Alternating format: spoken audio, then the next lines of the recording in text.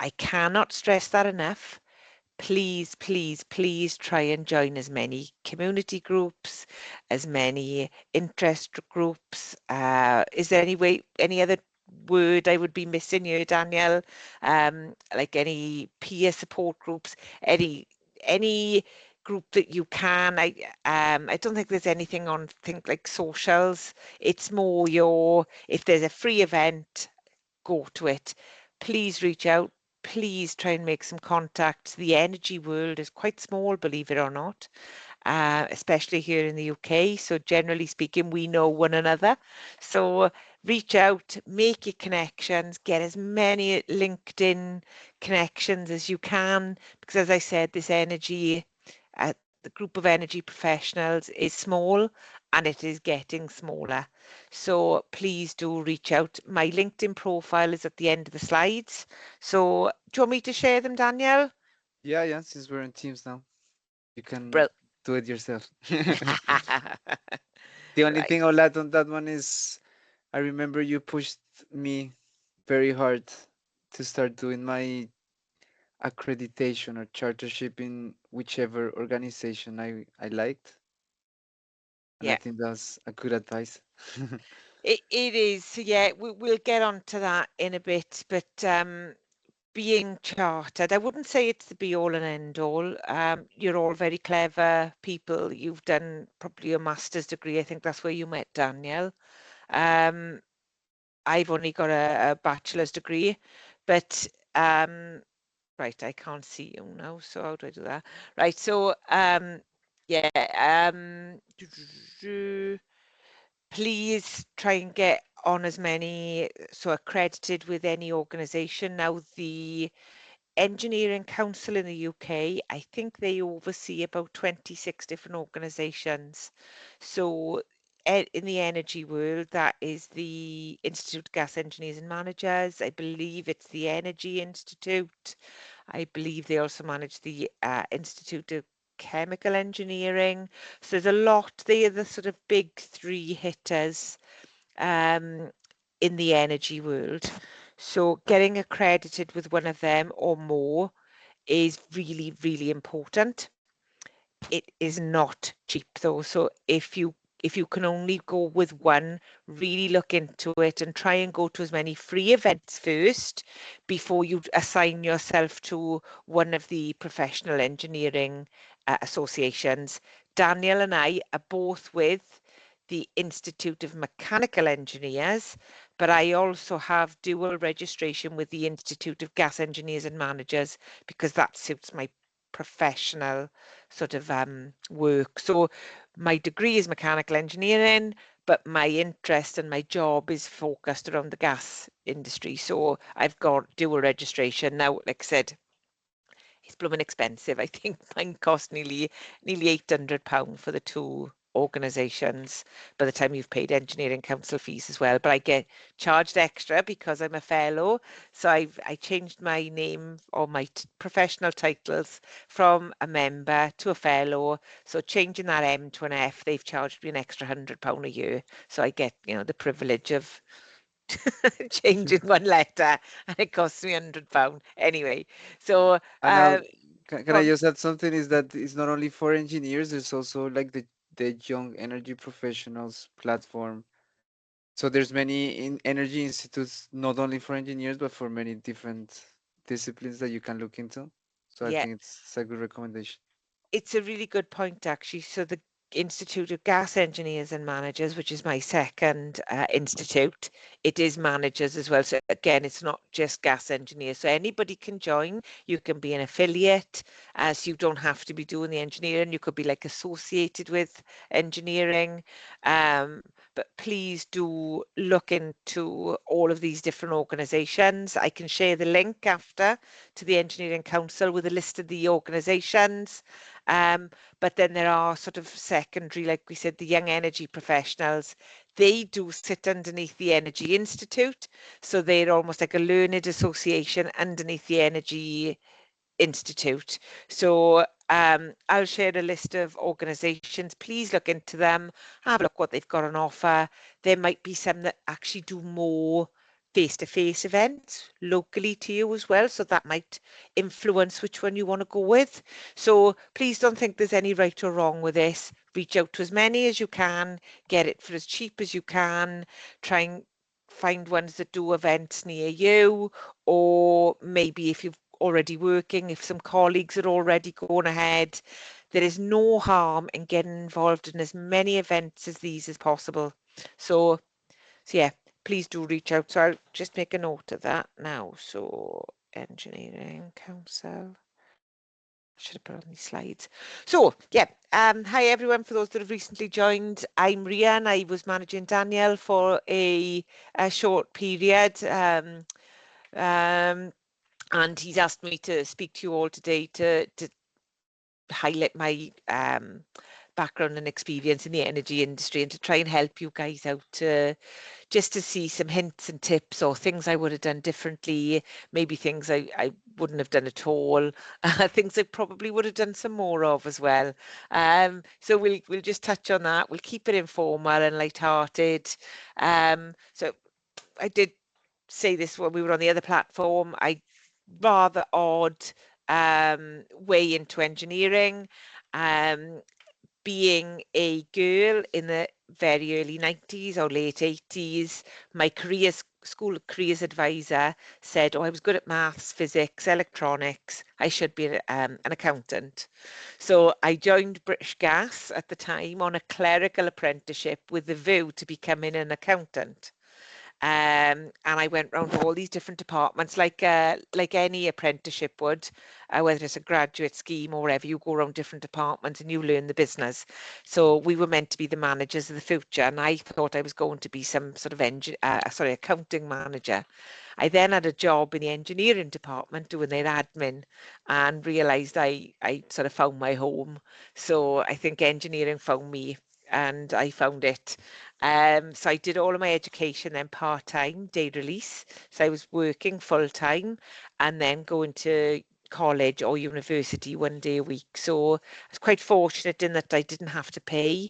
And I was given time off to study and they paid for my books. And so I had quite a nice sort of route in, but it was hard because I still had my day job to do as well. And then funnily enough, I got married going into my final year of my mechanical engineering degree, and I fell pregnant straight away. So I had to defer my final year after having a baby. So that was quite hard going back to sit my finals with a 5-month-old child. So yeah, I didn't do it the easy way, put it that way, but I absolutely love it. I'm still quite involved, so put on there. I do a lot. I mentor, so I mentor Daniel as well through the Monitored Professional Development Scheme. Um, Please, if you can get into a company that's got one of them, it's a proper how can I say monitored scheme. You'll have specific deadlines in which to do reports, and this is all about getting chartered or professionally registered. Please, I would strongly recommend you get on these schemes. They are really, really good. They're generally very well managed and maintained, and they'll have their own internal deadlines. So if you don't have to do this alone, don't. Get yourself a mentor like Daniel has with me. Um, we'll touch on that actually. The role of the mentor, it's not like a leader or a manager. I'm there, it's almost like a helping hand. So I don't push Daniel, I'm there. It's like a push, not a push-pull relationship, but he can lean on me and I will give him any help he needs, but he has to do the pushing in this relationship. So the role of a mentor is there to sort of guide and oversee and assist rather than manage him. So whilst I was his line manager as well, I was also his mentor. So it was quite nice to have those two different hats on at different times as well. So yeah, I do a lot, like I said, in the mentoring space. It's my natural style. I like. I was helped out quite a lot in my career, and it's something I really take to heart, and I like giving back. So I mentor the 3 engineers in was my team. I'm also the current Vice Chair of the Institute of Mechanical Engineers in South Wales. I will be taking on the role of Chair next year. So if anyone's local to Wales, please come down to any of our events. We've got quite a lot of events going on. We do quite a wide range of them. I'll be doing more focus on energy type presentations in my year. But again, reach out and look if there's any. These events are free as well. So if you join the IMechE, look out for free events in your area. Please meet people from all different backgrounds. You never know when you might need to lean on somebody. So yeah, currently I advocate STEM, like I said, through mentorship. I also mentor a few women through the Women's Utilities Network because obviously women are generally underrepresented in engineering. I think we're down to about 9% of engineers are women. So very, very poor statistics. I head up the hydrogen and carbon capture team in Jacobs. We look at shaping hydrogen policy in the UK and doing some very large projects with hydrogen infrastructure. That's where Danielle sort of really sort of shone for me in helping me, became my sort of eyes and ears when we were delivering like 4,000 kilometres of pipeline. Spanning the UK. So yeah, Daniel and I have designed the UK's first hydrogen backbone, which was one hell of a piece of work. So moving on. Daniel wanted me to sort of touch on the role of gas. So you're all interested in energy or becoming energy professionals, but not sure how aware you are of this gas network. Now, I know everyone's got their cameras off, but if I could have a cheeky thumbs up or something, if anybody has ever experienced an electricity outage. Anyone? Anyone had the lights go out or the TV go off? And I don't just mean in the house now, I mean the street is out or, the street lights are out. Thank you. Thank you for that. Has anyone ever had a gas outage? Nope, didn't think so. So, and that's why a lot of people don't realize this network exists because it's very modest. It very rarely fails. The lights are always on because this gas network is always there. So roughly between 7 and 70% of the UK's electricity is generated through burning gas. So we fire up a gas turbine, it rotates and it generates electricity. So it's only very recently that we have gone less than 50% of the UK's electricity was generated from gas. Only about 2 years ago that the renewables had come to such a point that we weren't relying on the gas system to keep the lights on, basically. So this system is what we call the National Transmission System, and it comes in so we find gas in former oil fields, generally in the North Sea, and it comes on board in these places where there's a little triangle here. I'll share these slides with you. So we've got St Fergus in the north, Teesside, Thedlethorpe, Bacton, Grain. We beach some liquefied gas there, and I'll touch on that again here. Milford Haven, and Burton Point and Barrow. These two are called sour gas. They get gas from the Irish Sea, which is generally just lower than specification. So there's some complications, but we blend it with nice good stuff up here, and then it's within specification. So again, a lot of people don't realize this network exists. It's been in the ground since the early 70s. So that's the 1970s. And it's when we originally found gas in the North Sea that we built this infrastructure to move us from what was Towns gas. We used to burn coal to generate methane or to create methane to put in pipes to power our homes. Now there's around 7,500 kilometres of this pipework. It varies between 100 millimetres, so that's 4 inches. So what's that, about that big? Up to 1,200 mil, that's 48-inch pipe. So that's pretty big. Well, for instance, I'm 1.63 meters tall. So that's 1.2 meters. So if somebody was 1.2 meters, they could stand up in that pipe. So just to put that into perspective for you, and it runs at different pressures. Now, again, any drivers on the call? Do we have any car drivers? Hands up? No? Yeah? No? Yeah. Any cyclists? Yeah? I think Mhm. typically in a car pressure, in a car tyre, there's around 2 bar of pressure. I think it's about 5 bar in a bicycle tyre, I think. This network runs at around 94 bar, just to put that into perspective for you. It's really dangerous, but it doesn't fail. It's very safe because people like me get to maintain it, and I'll show you some photos now. And we'll talk about asset management and all the lovely things we do to make sure that this network stays safe, it stays, and it's reliable. So we're going to touch on the LNG here. So because of the Ukraine and other situations, and the gas supplies in the oil fields in the North Sea are dwindling, we've recently started to import gas from around the UK. Not around the UK, around the world, sorry.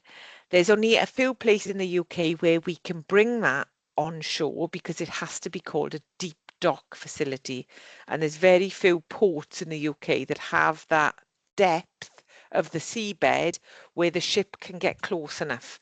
So these liquefied natural gas, which means we freeze the gas to minus 270 degrees C, and it shrinks to 1/600th of a volume. So they freeze the gas, shrink it, put it on these ships, bring it into the UK via Grain or Milford Haven in these deep dock facilities, and then they regasify it. So they heat it up, the gas expands in these massive tankers, and then we can bring it onshore. So some of your gas is maybe coming from Nigeria or elsewhere in the world. So it's quite interesting. That was the national transmission system. So that's almost like your motorway network. Then we've got what we call, like, affectionately, the A and B roads of the gas world. Okay, so this is where your gas is processed more locally. So it reduces in pressure from that 94 bar system, and it comes into our houses, schools, commercial buildings, maybe some smaller industrial buildings. And these networks are broken up and they're owned by SGN, which is Scotia Gas Networks. They own the Scotland and southern parts. Then we've got Northern Gas Networks here. Cadent have this nice bit in the orange here, and Wales and West, my former employer, in the blue. So they cover the whole of Wales and the southwest of England. Now, combined, because of the amount of pipe in the ground, so we said there were 7,683 kilometres of the national system, there's actually a further 284,000 kilometres of this localised system. So it's at lower pressures, but it is enough to span the world 7.6 times. So if you can get your head around that. So again, people didn't even know this network exists. And the current value of this network is around £26 billion. So that's how it's been built up over time. So that's how much this network means to us, and that's the value of it. Like I said, the lights are always on because this network does not fail. So um, So yeah, sorry. Yeah, enough to span the world 7.6 times over. I think that's quite an interesting fact. And I've got some of the lengths there per operator. So why do we need the gas pipes to start with? So who uses it? And we're going to talk about that. So the people don't realize this gas network, it's like almost like a massive battery. So we fill it up overnight when nobody's using it, and it what was called line pack. So the pressure increases, we keep filling, and it compresses and compresses up, and discharges then when people come online in the morning. So when you get up at sort of for instance, my heating comes on at 5:30 in the morning. So as people like that start to come on board and use that gas, it sort of decompresses and decharges or empties through the day. So it's essentially like a massive battery store. It's equivalent, so it delivers 1,700 gigawatts of energy, equivalent to 127 million Tesla Powerwalls, 5,312 Swansea tidal lagoons. So just in case these references mean anything to you, I like to sort of put these in. 8,750 Harmony batteries, which are the largest ones in Europe, and 188 de Norweg scale pumped hydro schemes. So if they mean anything to you, that you can see the references there. Again, people don't know this system even exists, or indeed how much energy it actually generates. So who uses the gas pipe? So what kind of typical users have we got? So currently there's around 67,000 industrial users. They're your big like processing plants, food processing, manufacturing, so on and so forth. A lot of these cannot electrify. They're going to need some form of molecular energy, potentially hydrogen going forward. So these are the red dots here. Of the users, there are around 308 power stations. We talked about how much gas is currently being used to generate electricity on a day-to-day basis. Those power stations generate around 33.5 gigawatts of energy every day. And again, they, as I touched on, between 7 and 70% of the UK's electricity needs are met through gas. Again, we got nearly 500,000 of those users are commercial users, offices, schools, hospitals. So again, we can't be switching them off. So really important that they have significant energy demands for heat and power. So going on then to what we do to manage this network, and it's called asset management. And even Danielle didn't know roughly, well, didn't really know what the detail of that is, but that is my bread and butter. So I'm what's called a technical asset manager. So I'm a chartered mechanical engineer, but I don't generally get my hands dirty. So I'm generally sitting in an office advising people on how best to manage an asset. And to manage an asset, have you ever heard of terms of things like squeezing an asset? Anyone? No? I haven't. Okay. So squeezing an asset is basically making the most out of it. So not repairing it when it doesn't need repairing, not replacing it when it doesn't need replacing. These things are very expensive. Like I said, this gas network is valued at around £26 million. Or 26 billion, sorry. So squeezing the asset means that you are only taking it apart or doing intrusive maintenance when it's absolutely necessary. So it's around finding that sweet spot. So again, I'll use the car analogy because I think it's quite, people can relate to it. You wouldn't replace your tyre on a car unless you're down to the final thread or tread, isn't it? So you need 10, is it 10 mil? I don't even know what it is now, but there's a recommended guideline of tread left on your car tyre that says that below this is below a legal limit. Well, we don't have those legal limits on the gas network. I've got to decide what that is as an asset manager. So I would basically come up with a maintenance strategy and decide how best to maintain an asset to make sure that it was performing as well as it could. So again, going back to the car analogy, if your car wasn't driving well or wasn't really performing or steering well or was burning too much fuel, you would know something was wrong with it. So you would know that it needs a car service. And that's what we do. That's what asset management is deciding when to service that asset and what that service looks like. Is it a calendar-based service? Is it based on a number of cycles? Is it based on duty? So that's what we would do, is we look at systematic processes of developing, operating, maintaining, upgrading and disposing of assets cost effectively.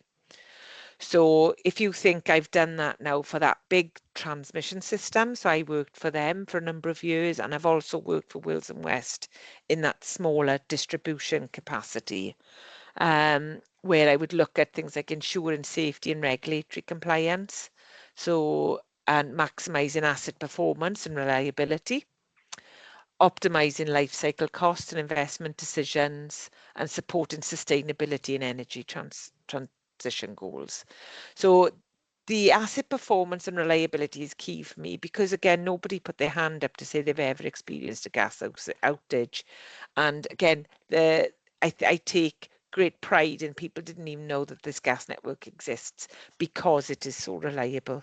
So we're quite a modest industry in that we don't shout about it because safety is absolutely a number one priority. And sort of people not knowing about this network means that we're out to the press for a very good reason. So I kind of like that. So in gas networks, the kind of things I would do asset management on are pipelines, pressure systems, metering stations, and looking at the new hydrogen infrastructure too.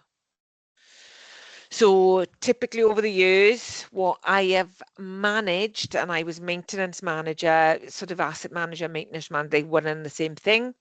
I was personally responsible for 3,000 kilometers of the higher pressure mains, around 20,000 pressure reduction installations. These are sites which I've got a photo of on a further slide, to reduce pressure. Um, of nearly 8,000 above ground crossings. So this is where you've got a pipe going over like a railway bridge. So it's suspended in the air, or it could be going underneath a river. So they're called special crossings because they aren't buried and they could be exposed and they need special kind of maintenance. 34,000 kilometres of below 7 gas pipes. Um, multi-occupancy buildings. Did anyone remember Grenfell, the tower that the fire in London?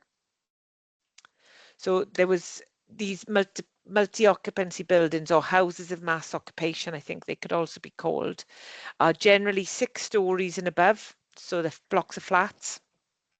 And we are specifically interested in the gas supplies in them. So the new ones do not have building regulations to have gas in them. They would all be electricity, or you would have heating via a district heating system. So there would be a massive boiler on the ground floor and it would pump hot water around the building, which is very safe. These older buildings have got sort of gas risers, they're called, going up to every floor, and then you've got gas laterals going across. Um, and these things haven't been maintained very well, or the records are very poor. So I was managing them for a number of years, and I was looking at around 7,500 buildings where they had gas supplies in them. So a lot of work. Uh, Around 50,000 buried valves. They were quite, again, really hard to manage because we didn't know where they were because the records were so poor. Um, High pressure storage vessels, I've got a photo of them. Now they're really interesting. Liquid petroleum gas sites, again, quite interesting. Cathodic protection. So for steel pipelines that are buried, the soil can attack the steel pipelines and actually cause them to corrode or rust or waste away basically. So you protect it by actually putting a positive charge in this pipeline, which counteracts the negativity in the soil. So we call that cathodic protection, and it's a lot of equipment involved with that. And then we've got pressure management equipment, which manages the high and low pressures in the gas network. So it does that automatically. So there's a lot of stuff going on in this network that nobody knew existed. Um, Managed to put a photo in here. Does anybody know the area of Bristol? Yeah. So that's IKEA, Bristol there. And this is the M32. And these are the 6 high pressure bullets we call them, or the official name is horizontal vessels for the storage of gas at high pressure. I've just measured these on Google and they are 95 meters long and 5 meters in diameter. So when we revalidate these every 20 years, you actually need to go inside them and do all of your magnetic particle inspections. It's a means of non-destructive testing, which we need to do to make sure these vessels are safe. So, like I said, these are quite central to Bristol. There's 6 of them, and there's enough gas in there stored at 34 bar to keep Bristol going for 3 days, which you wouldn't have even known existed. So these were part of my asset management portfolio. So I'd have to go and visit these sites regularly. I did refrain from actually going inside them as part of the inspection, because the hole you've got to go through is only about that big, even though they're very large. Like I said, they're 5 meters diameter on the inside. So you can stand up inside them, but no, I didn't want to go in there. They apparently even a little whisper can echo down, and it becomes quite, and I got very loud voices, you can probably see. I don't do whispering, it's not in my vocabulary. So yeah, I sort of stayed outside the little hole in this one. I witnessed the inspection going on. So yeah, look out for these things. There's only 3 others in my former patch. We've got some in Weston-super-Mare, and we've got some in Cheltenham, Wait, and they so exit. Go on. sorry, every city has those, or is just Bristol? Not every city, like I said, only 3 in Wales and West Patch. So Bristol, Oh, okay. Cheltenham, and Weston-super-Mare. I used to have some in Cardiff, and I used to have some at the end of the network in Pembroke Dock, down by Milford Haven, where the gas is now coming in. Um, but they've diminished over years, and it depends on what the infrastructure was like at the time, or if there was supply issues, etc., etc. So Manchester might very well have them, and they're that big, Daniel. You can probably see them on a map. Yeah, because for me, something that I learned was anyone in Manchester, when you go to the Etihad Stadium, right next to it is those massive gas storage sites. But I thought all of them were closed, but seems like some of them are still open then. So I'll get on that now. So yeah, these again equipment you didn't even know existed. So from a mechanical perspective, so I believe you were all on the M end with Daniel. Yeah. They're doing the same masters that I did Ah, it's right. 5 years Okay. ago. So it's mechanical. Yeah, it's a mixture er, from So different things. they'll know what non-destructive testing is then, mostly. Yeah. Eh, I don't know if someone wants to answer. Yeah, someone says they know. Yeah, brilliant. So again, the wall thickness on these vessels are probably, I don't know, um, probably half a meter thick. That's how thick they are. So we've got to test these vessels, like I said, for any degradation in that wall thickness to make sure that the structural integrity um, is sound, because these are in densely populated area. You've got the M32 there, which is the busiest motorway into Bristol, and you've also got the mainline train there. So if these exploded, or if these released gas, so they've got these massive like war sirens. I don't know if everybody knows what that is. So if they leak, there's these huge sirens that evacuate within a mile. I think the houses have got to be evacuated. So there's a massive explosion risk there. But these things are very, very well maintained.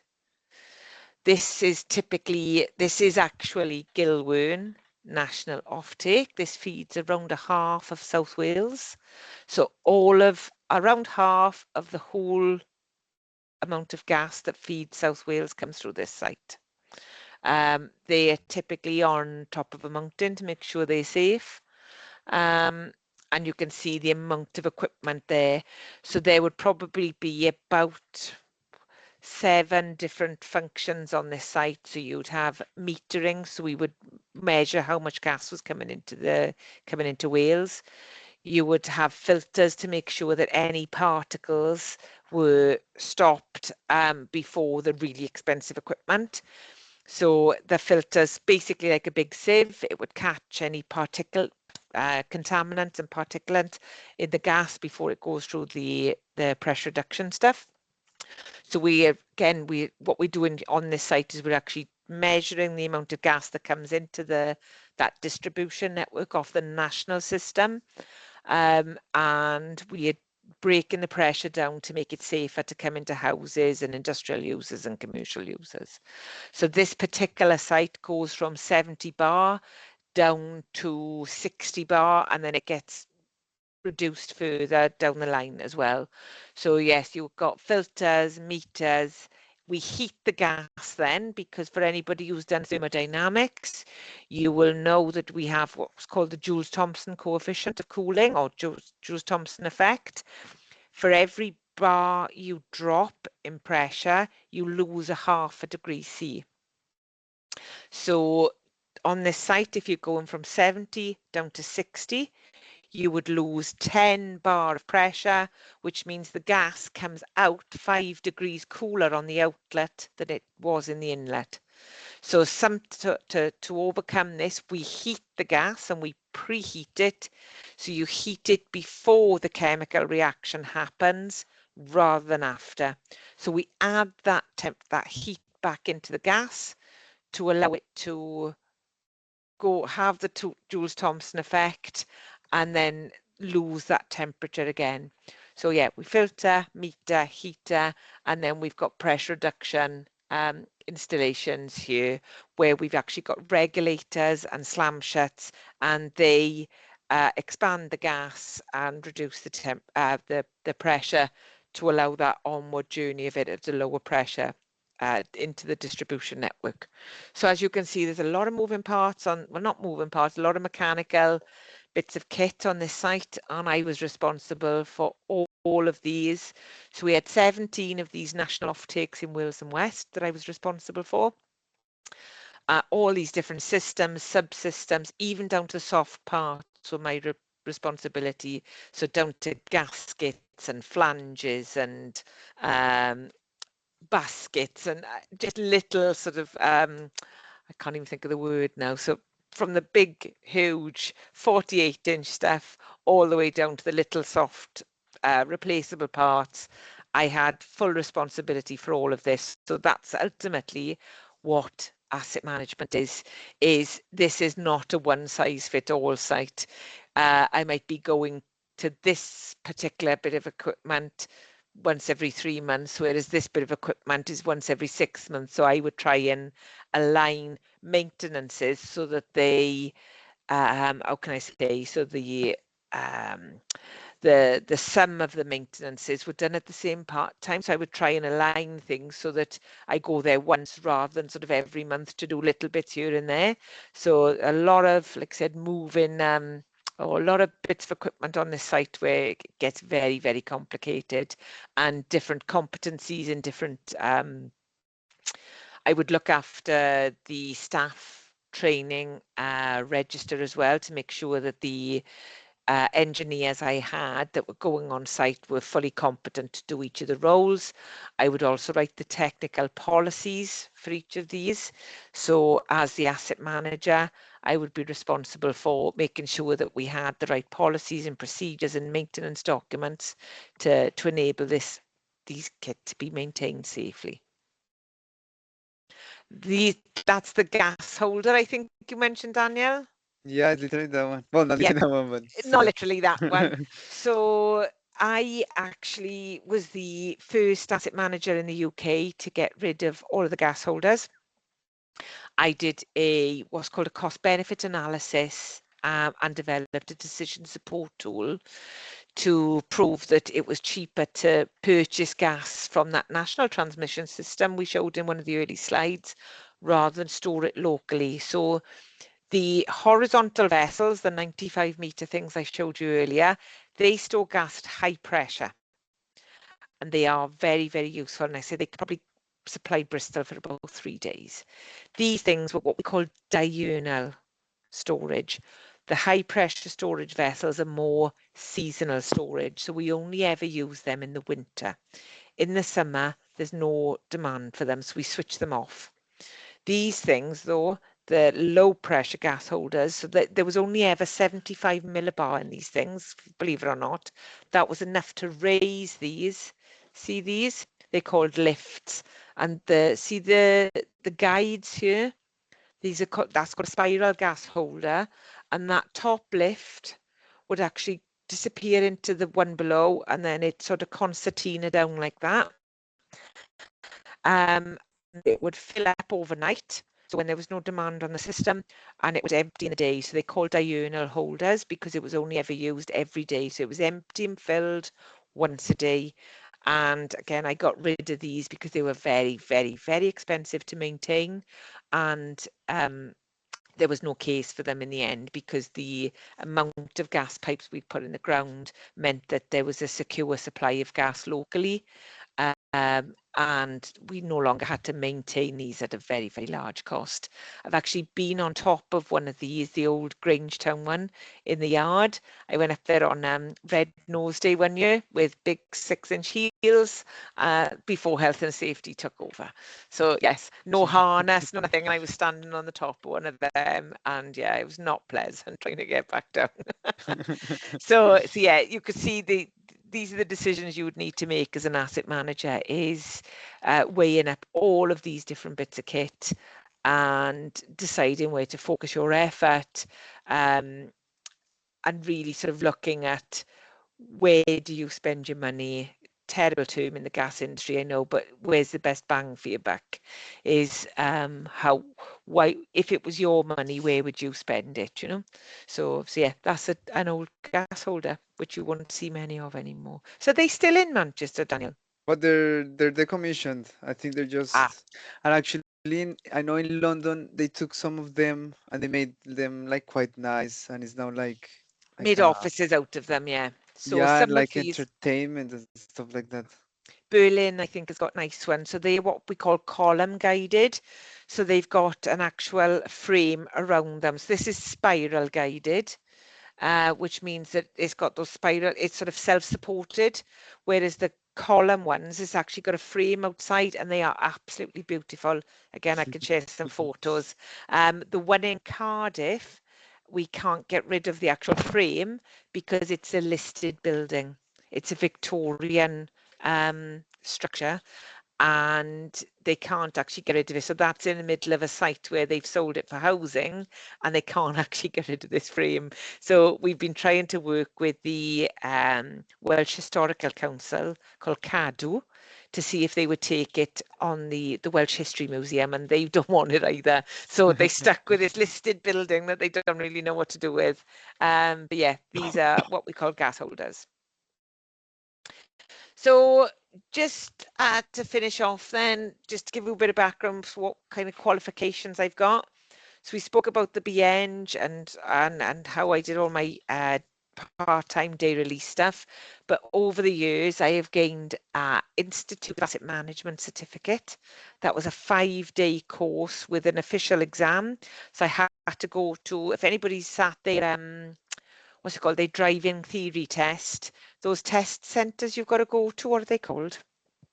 Anyway, I had to go to one of those test centres to do the actual examination for that asset management course. It was quite serious. Um, I got a level 3 NVQ certificate in management, ISO 55001 advanced asset management auditor. So I'm a qualified auditor as well. I've got SAS 18001 internal auditor, certificate for utility operations and gas distribution. So I can officially lay a gas pipe, even though I probably wouldn't know how to do it. But I can lay plastic pipe officially. I've got a qualification to say I can do it. And I'm a mental health first aider. I'm a bit mental, and I don't know what my mental health is like, but I can help somebody else out, I think. Um, there's the link to look me up on LinkedIn. But just to touch on, I did say I'd come back to it. Please reach out to as many networks as you can, get involved. You never, don't think something, oh, it's not for me. If it's something you might be remotely interested in, get involved. They're people that you'll probably get back in touch with after 20 years and say, oh, I can remember that person. Yeah, I could reach out to them. Never be frightened to meet new people. You don't know what doors it's going to open to you. Again, look back to my experience. I wanted to be an accountant. I thought I was joining a company where I was going to be an accountant, because somebody had told me I was good at maths.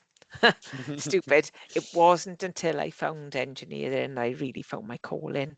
How do you know, especially people early on in their careers, if you don't meet these people and don't get other people's exposure or experience, you might never know what you would like to do. So please keep your options open, keep learning, get involved with as many groups as you can. Um, and join things like this, and hopefully you get people that can give you a little bit of insight. I've probably bored you to death, so I'm sorry for that. Um, but just to have a little bit of insight to what careers there could be. And there's in mechanical world, there's a lot in the energy space with things like pipelines that are going in. I touched on again, Daniel and I have designed almost 4,000 kilometers of pipeline to transport hydrogen in the UK. There's a lot of this coming. We're going to need pipelines for carbon capture. And these pipelines aren't a civil thing, they are a mechanical engineering problem to solve because they need other bits of associated equipment as well. So please look, the people are staying away from the energy industry because they think the fossil fuel industry is dead. It by no means is going anywhere just yet. As you've seen, there's 26 billion pounds worth of it in the ground and above ground that's going to need maintenance and looking after and love and attention for an awful long time. So there are jobs in the energy sector. And please, yeah, if anyone wants to reach out or have a chat or indeed pick my brains a little bit more, I've got the time at the moment, so I'd be more than happy to reach out to you or speak to you. Is there anything else, Daniel? Anything else you would like to ask me? Amazing, Sorry. Rhian.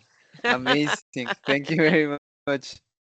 Is there someone in the crowd that wants to ask a question or anything they didn't understand? No? Oh, yeah? Nice. Two people. Ja, so I forget before this the wording. Is it Yasin? Yeah, it's Yassine. Yes. Hi, Hiya. brilliant presentation. Thank you very much. Really appreciate it. And so many great insights as well. I work for a small company, and we actually worked on the LTS Futures program. Yeah. And yeah, and we delivered the world's first hydrogen pipeline isolation. It was a great, fantastic project. Wow.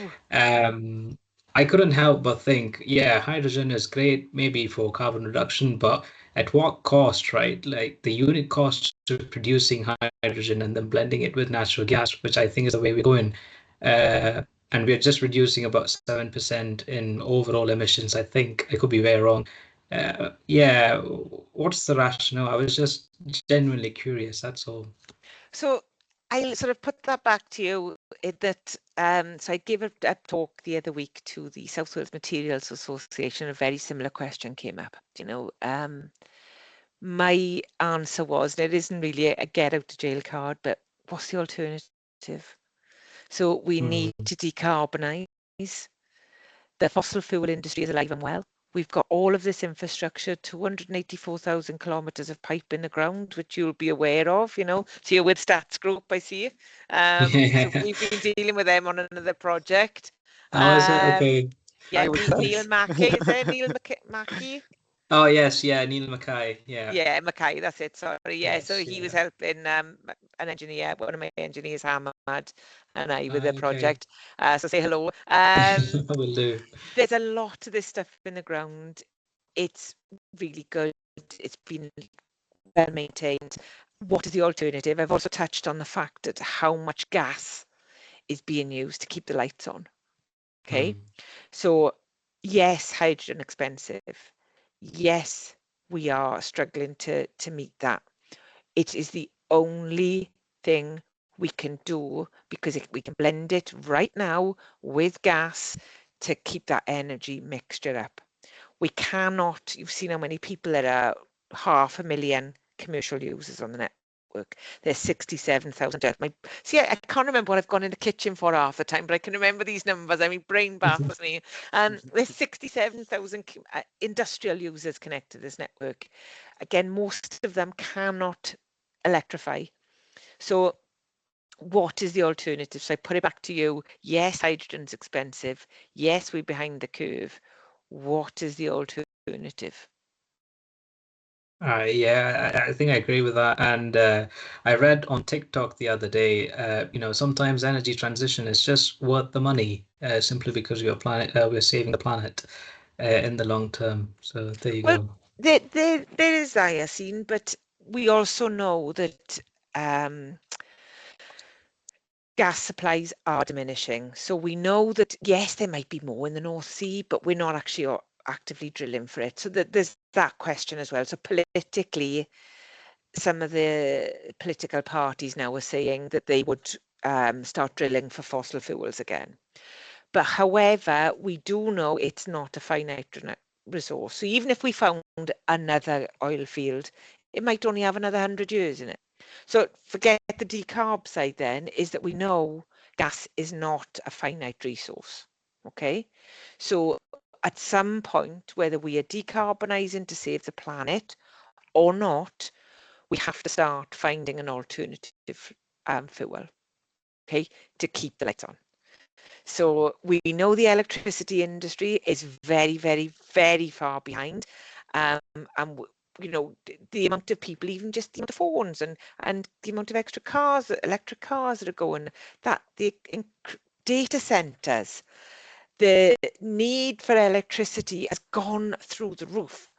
So and the electricity network cannot cope. It is far, far older and creakier than that gas network. So we're in a very, very sweet spot here. Well, not sweet spot, a difficult position in that to get everyone off fossil fuel and onto an electricity system is difficult enough without the general electricity demand going up anyway, without the need for that. Like I said, people's cars, so the demand, again, that the profile in which we use that demand has altered, which affects the network, believe it or not, as well. So people charging their cars overnight, which typically isn't, people are we talked about the battery store of gas and people going to sleep at night and allowing that system to fill back up.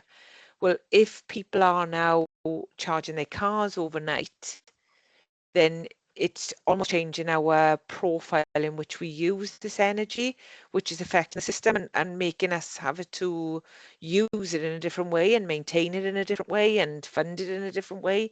So yeah, we're in a very odd position with how people are using their energy and how the system is reacting. It's a very weird position we're in. Does that answer your question?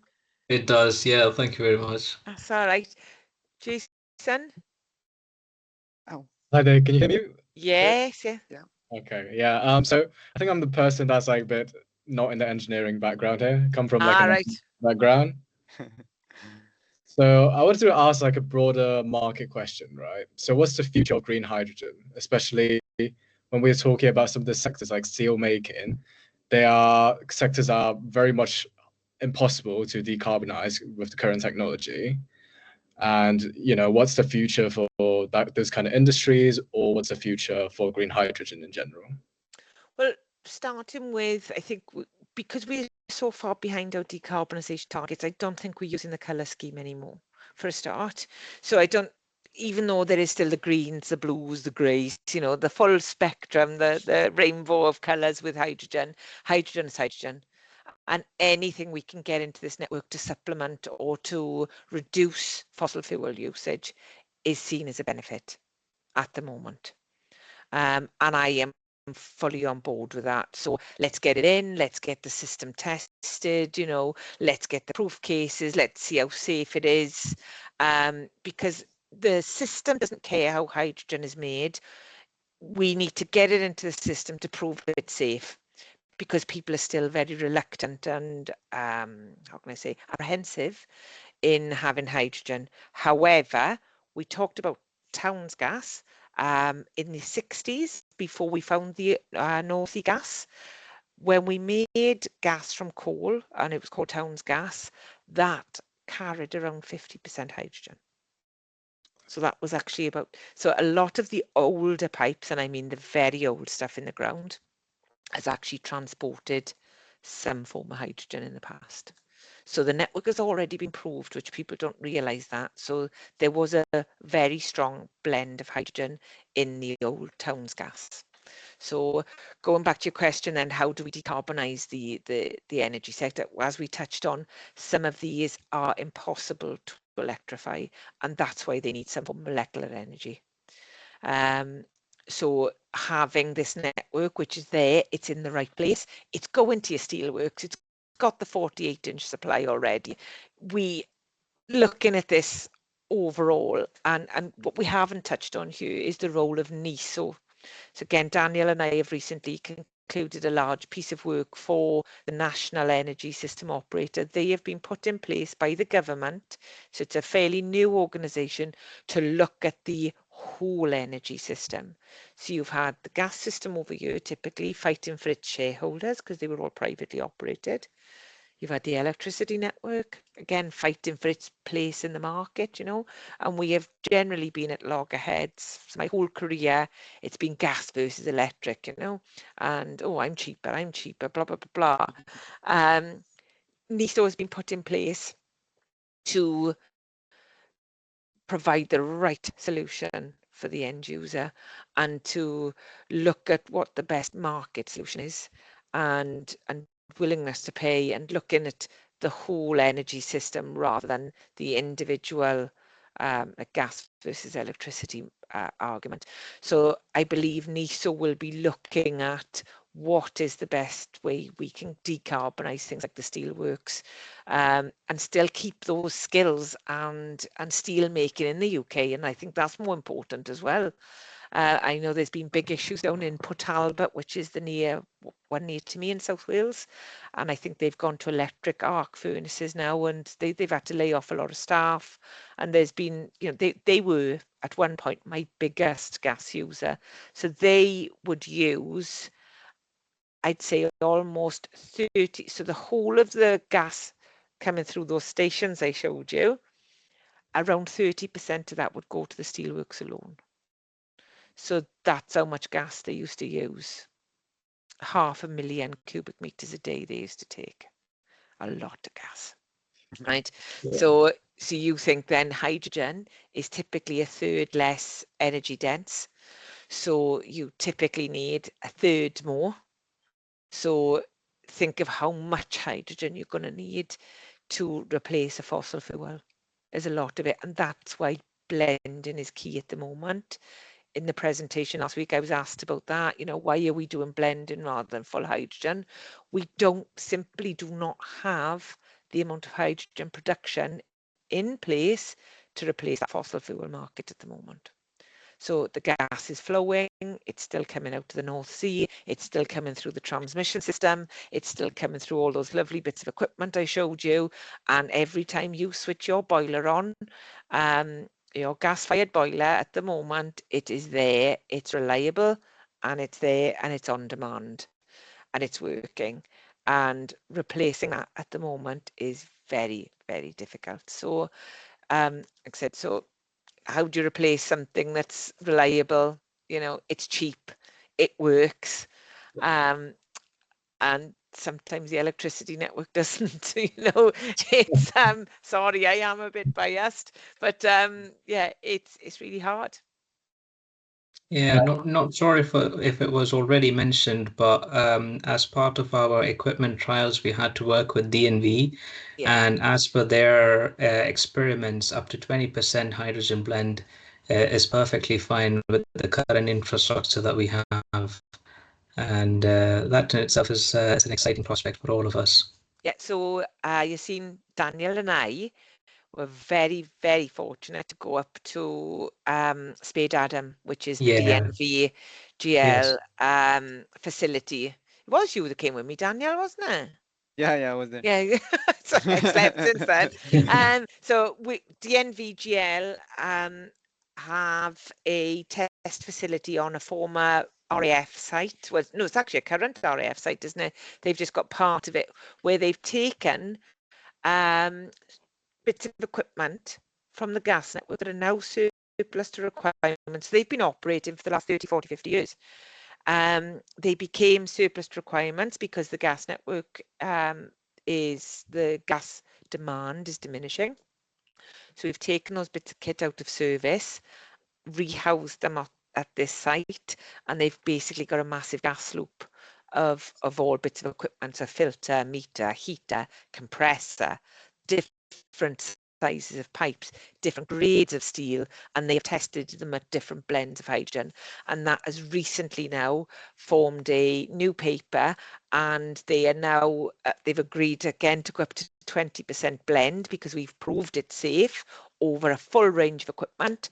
And there is now, I believe, a code modification in to allow the commercial aspects. So Jason, more your background, to say economic stuff. So we, in the gas world, we've got something called the network code, and that is almost the contractual side. It's the sandbox in which everyone must play if you want to connect to the gas network. So it's how you get invoiced, what the billing regime is, what to do if there's an emergency, you know, who shipper of last resort, who basically it's this huge document that probably take you years to read. Took 10 years to write this document, and there's now a modification to that document to allow hydrogen blends. Basically, how does the billing work? So you've got, I'll go back to the slide. Many years ago, back in 2000, I think, the year 2000, I worked for the team that did the flow modifications, not flow modifications. So we did the computational fluid dynamics of this whole system. So I would look at the long-term planning of this to say, right, to meet more, if we're going to bring more gas in here, I'm going to need an extra pipe out of there. So then I would give it to people like Daniel and I now, and we would design that pipe. But I was the person that would say we need capacity in this network. And we would also look at what we call long range and short range marginal costs. So you would look at incremental increases in bringing gas from, say, here to there, here to here, here to there, etc. And you do that everywhere. And you would say how much it costs to move different bits of gas around the network. Now, if hydrogen is coming in and you're sort of, rather than injecting, so you do that analysis, they know what it costs to bring in one extra unit there, because that analysis is done. Hydrogen isn't typically done at these stations. It could be done in the Midlands, for instance.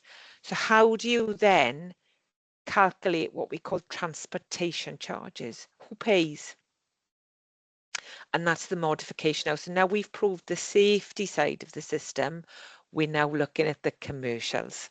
Is how is this going to work? Who's going to pay for it? So if hydrogen is produced in Wales, so again, from some of the free webinars that I go to, I understand that Wales is very unique in that it's going to be the net exporter of hydrogen. So we're going to be making more in Wales because a lot of it's coastal. Obviously, we've got so much coast here in Wales, sorry, that there's a lot of wind going on, wind planned. And I think we're in a position where we could be, now the steelworks are shut, or the steelworks isn't going to be using hydrogen, that we could be exporting more hydrogen than we need, that we make, right? So, so what if that gets delivered to people in the Midlands? Then how does that typical transportation charges when you're calculating gas that may be coming from here down to the Midlands, but hydrogen coming this way? That becomes in a very, very complex charging methodology. How on earth is that going to get charged and invoiced and in this ever complicated system? So yeah, the code mod is in. I can share that, the links to some of that if anyone's interested in. That is the economics around the gas network, and it's a lot more complicated than you think. So we call that transportation and revenue charging. So yeah, what the gas industry, again, people don't realize is we build on energy. You're not build on units of gas. So you build on, so for those that have ever dieted, you'll know that we talk about calories, which is the amount of energy in your food. The gas is built on exactly the same thing. It's the CV, calorific value, which is a function of the Wobbe number, which is the heat index of the gas. So you're actually built on the heat energy of your gas rather than the amount of gas you take. So for instance, this St. Fergus gas is typically on the higher range of what's allowed in the gas network. It's up at 43 megajoules per cubic meter. And we talked about this being sour gas here, comes in at the very low end of the what's allowed into the network. So this is below specification, which we enrich with the St. Fergus gas to bring it into code, into specification, to allow people to be billed, because basically you shouldn't be paying for gas that doesn't have the amount of energy in it. So what if hydrogen then will have a totally different calorific value, and that's thrown into the mix? I'm interested to see how all of that charging methodology pans out, because it's, you cannot, the large gas station I showed you, Gilwern, the one that supplies half of Wales's gas, for each of those stations there has to be less than 1 megajoule per cubic meter difference in the calorific value of the gas going through each one of those sites for billing purposes, otherwise the billing becomes inaccurate. So throwing hydrogen into the mix, I am very interested to see how this how a customer's bill is going to get calculated. Sorry, it's a very long answer. Amazing. No, I think that's perfect, and thank you a lot, Rhi. That's I think okay. we've taken enough of your precious time, so thank you for it. That's all right. Like I said, if anyone's got any further questions, please reach out, add me on LinkedIn, and yeah, stay in touch. Okay, Rhi. Thank you. So thanks for arranging, Danielle. Nah, no worries. Take care. Have a good evening, everyone. Thank Bye, you. everyone. Ta-ra Take Bye. now. care. Bye. Thank you. Thanks Bye. again. Bye. Bye.